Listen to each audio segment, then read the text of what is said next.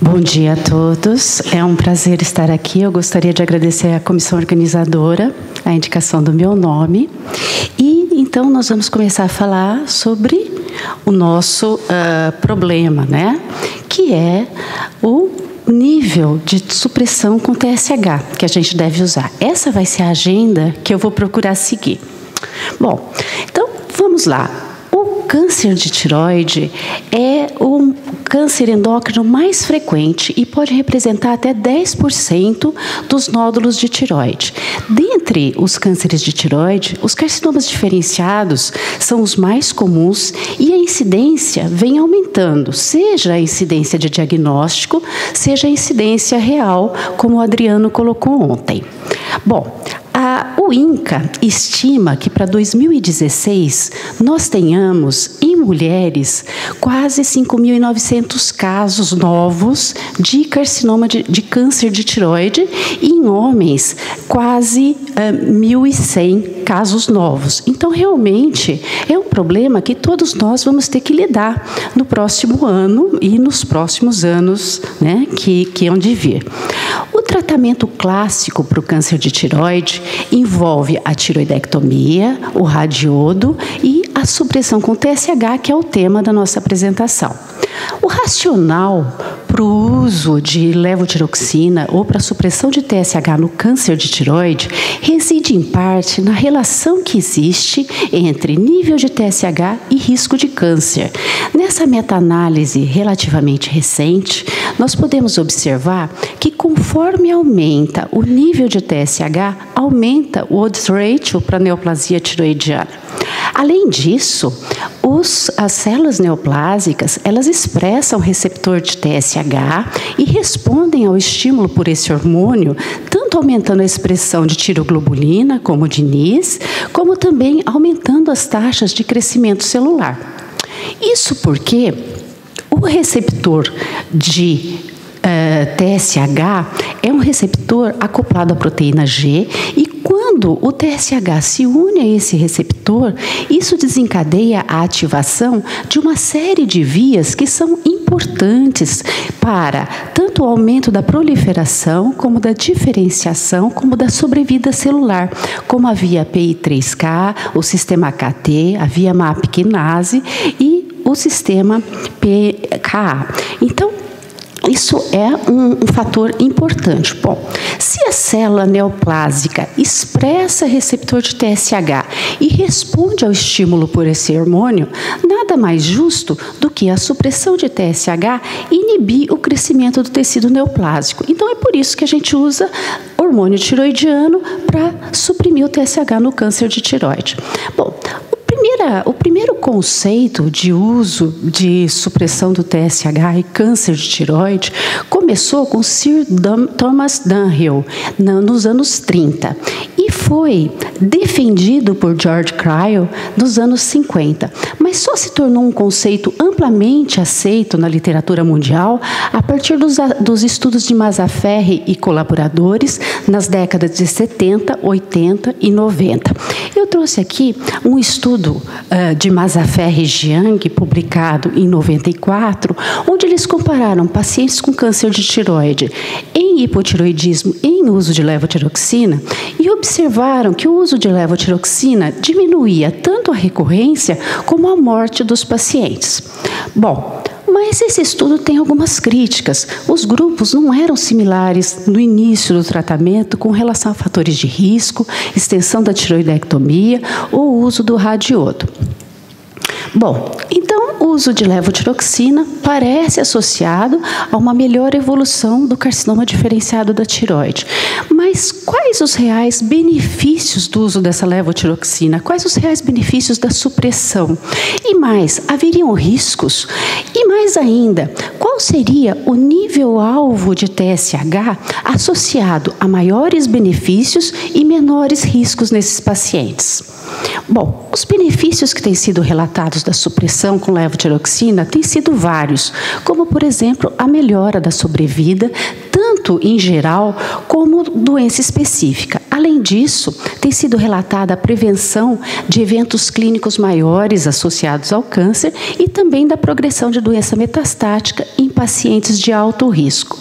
De fato, a manutenção de níveis indetectáveis de TSH tem sido associadas a menores taxas de recorrência em pacientes com estadio 3 e 4, embora em estadios 1 e 2 essa diferença não tenha sido observada.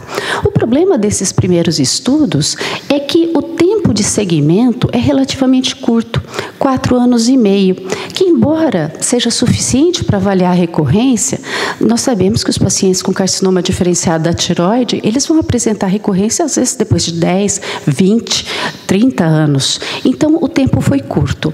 Esse outro estudo, com um tempo um pouquinho maior, em torno de 6 anos e meio, avaliando pacientes com risco baixo a intermediário de recorrência pela ATA, observou, por outro lado, que tanto fazia ter um TSH abaixo de 0,4 como acima de 0,4, que a taxa de recorrência era similar. Porém, novamente, um tempo de seguimento razoável, 6 anos e meio. Esse outro estudo tinha um tempo de seguimento um pouquinho maior, 9 anos, e ele avaliou pacientes com carcinoma diferenciado, dos quais 80% estavam curados depois da terapia inicial. E ele observou, interessantemente, que pacientes com nível de TSH abaixo de 2 apresentavam menores taxas de recorrência do que os pacientes com TSH acima de 2. Só que quando esse nível de corte era mudado para 0,4, não havia diferença nas taxas de recorrência. Esse mesmo estudo avaliou a sobrevida e, novamente, um TSH abaixo de 2 apresentava uma correlação com melhor sobrevida do que o TSH acima de 2. E, novamente, quando se baixava o nível de corte para 0,4, não havia alteração na sobrevida. De fato, níveis entre normais e elevados de TSH, eles são associados a melhores taxas de sobrevida em todos os estágios do carcinoma diferenciado da tireoide. Mas é importante a gente observar nesse estudo recente do ano passado que, quando a gente avalia pacientes com TSH indetectável ou subnormal, não há diferença nas taxas de sobrevida nos 4 estágios avaliados. Então, aparentemente, o nível de TSH mais baixo se associa a melhor sobrevida e menor taxa de recorrência. E, aparentemente, o nível de indetectável de TSH não confere benefício adicional. Isso foi confirmado nesse estudo com pacientes com carcinoma diferenciado metastático. Eles observaram que pacientes com TSH abaixo de 0,1 apresentavam uma melhor sobrevida do que pacientes com TSH acima de 0,1. Porém, quando se mudava o nível de corte de TSH entre 0,3 e 0,1 ou abaixo de 0,03, ou seja, indetectável, não havia diferença na sobrevida. Então, de fato, você manter esse TSH a nível indetectável não parece que melhora em muito o prognóstico dos pacientes. Bom, nós devemos, então, aparentemente, manter o TSH supresso. Dessa forma, considerando somente o tumor, qual deve ser a agressividade da supressão do TSH? Embora haja discrepância entre os vários estudos, como vocês perceberam, muitas vezes esses estudos eles têm cirurgias diferentes, doses terapêuticas de iodo, muitos não tomam iodo, e os níveis de corte de TSH são muito variáveis nos diferentes estudos. Então, é difícil você criar uma padronização em função dos estudos já publicados. Porém, é razoável se considerar que a agressividade da supressão do TSH deva ser maior nos pacientes de maior risco e menor nos pacientes de menor risco. Além Além disso, nós temos que considerar não só o tumor, mas o risco da supressão em si. Doses suprafisiológicas de levotiroxina podem potencializar arritmias cardíacas, angina, diminuir a massa óssea, além de outras manifestações. Esse estudo observou que níveis de TSH abaixo de 0,4 estavam mais associados com osteoporose. E esse outro observou que níveis de TSH abaixo de 0,2 estavam associados com maior taxa de mortalidade cardiovascular e mortalidade em geral. De fato, essa meta-análise, com mais de 50 mil pacientes em um estudo que avaliou 10 estudos de corte, observou que a mortalidade coronária tem maior risco nos pacientes com hipersubclínico e que a mortalidade, em geral, também está aumentada, além de você ter um maior risco de fibrilação atrial. Bom, então o que fazer? Se eu tenho riscos e se eu tenho benefícios. Bom, o que fazer em curto ou longo prazo no acompanhamento dos pacientes com carcinoma diferenciado da tireoide? O que é curto prazo? Curto prazo é no primeiro ano depois da terapia inicial e longo prazo após esse período. Bom, para orientar a resposta a essas perguntas, eu vou usar os guidelines da ATA, que saíram o ano passado e foram publicados na Thyroid agora em janeiro. Todo mundo se lembra que em 2009, os guidelines da ATA recomendaram o TNM para avaliar o risco desses pacientes. Só que o TNM, ele avalia bem risco de morte. Então, a ATA propôs também usar o sistema de avaliação de recorrência. Esse sistema de avaliação de recorrência, ele é bastante eficaz em predizer a atividade da doença em longo prazo, como vários estudos têm demonstrado, inclusive vários estudos brasileiros. E só para citar um exemplo, se o paciente é classificado como de baixo risco, 86% desses pacientes, em geral, estão livres da neoplasia.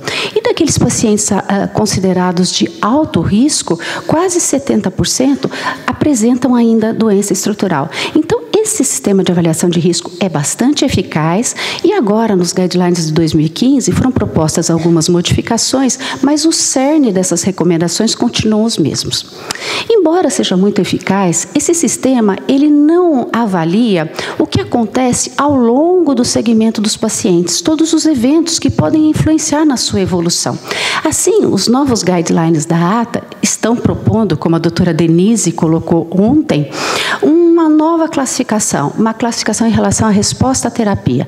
Nesse sentido, os pacientes podem ser considerados com uma resposta excelente, que são aqueles pacientes que têm imagem negativa e tanto a tirosupressa menor que 0,2 como a tiroestimulada menor que 1. Resposta indeterminada são aqueles pacientes que têm achados inespecíficos nos exames de imagem, uma captação fraca no leito tiroidiano, a tiro não estimulada detectável, mas abaixo de 1, e a estimulada abaixo de 10, ou antitiroglobulina estável ou diminuindo na ausência de doença estrutural. Resposta bioquímica incompleta, aqueles pacientes que têm imagem negativa, têm uma tiro supressa maior que 1, ou uma estimulada maior que 10 ou o anti-TG está aumentando.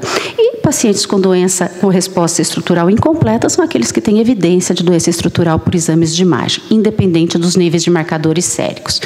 Então, quando a gente pergunta o que fazer com relação à supressão do TSH em curto e longo prazo, uma recomendação é que se avalie o risco de recorrência da ATA e a resposta à terapia. Dessa forma, em termos de supressão inicial, recomenda-se que pacientes de alto risco sejam mantidos com TSH abaixo de 0,1 e pacientes com risco intermediário entre 0,1 e 0,5.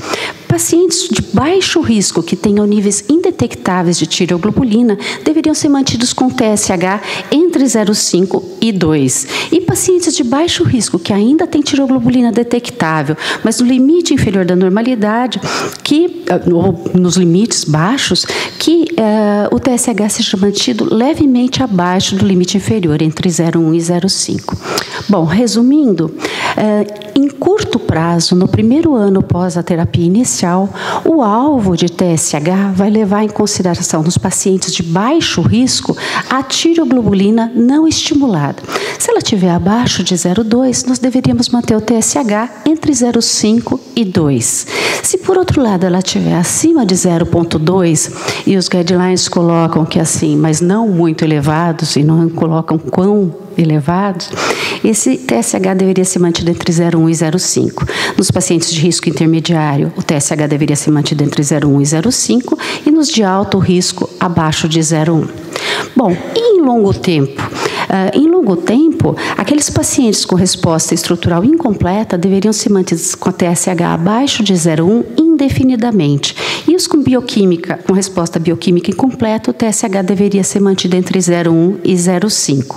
Aqueles pacientes de alto risco, mas que apresentem uma resposta excelente ou indeterminada, deveriam ser mantidos com TSH entre 0,1 e 0,5 por até 5 anos. Depois do que, se não houver recorrência, o paciente poderia ser mantido com um nível de supressão menos agressivo. Os pacientes com resposta excelente ou indeterminada, especialmente aqueles de baixo risco, deveriam ser mantidos com TSH na metade inferior da normalidade. Bom, então, em longo tempo, o TSH deve se levar em consideração, o TSH-alvo, principalmente a resposta à terapia e o risco dos pacientes. Mas não é só isso. Nós temos que considerar também o risco de você suprimir esses pacientes. Assim, uma proposta bastante interessante, é uma proposta que foi já realizada por Beyond Cooper em 2010 e foi chancelada por esses guidelines agora, é que nos pacientes que apresentam uma resposta excelente à terapia inicial e em todos eles, né? Nos pacientes que têm resposta indeterminada, que apresentem-se acima dos 60 anos, que tenham osteoporose ou fibrilação atrial, e nos pacientes com resposta bioquímica incompleta, mas que apresentem FA, o TSH deveria ser mantido no nível menos agressivo, em torno de 0,5 a 2. Nos pacientes que têm resposta indeterminada e que não tenham fatores de risco de supressão e que estejam em menopausa, taquicardia, osteopenia, naqueles com resposta bioquímica incompleta, que apresentem menopausa, taquicardia, penia, que sejam idosos e que tenham porose, e nos pacientes que tenham resposta estrutural incompleta, ou seja, ainda tenham doença estrutural, mas que apresentem FA, o TSH deveria ser mantido entre 0,1 e 0,5. Já nos pacientes com resposta bioquímica incompleta, que não tenham fatores de risco com relação à supressão, né? E em todos os pacientes que apresentem resposta estrutural incompleta, excetuando-se aqueles que apresentam fibrilação atrial, o TSH deveria ser mantido abaixo de 0,1. Eu chamo a atenção para aqueles estudos que eu já mostrei no começo, que falaram que não existe um benefício adicional de se manter o TSH indetectável. Então, esse TSH deveria ser mantido abaixo de 0,1, mas não indetectável. Bom, era isso que eu queria falar. Eu agradeço a atenção de todos. Muito obrigada.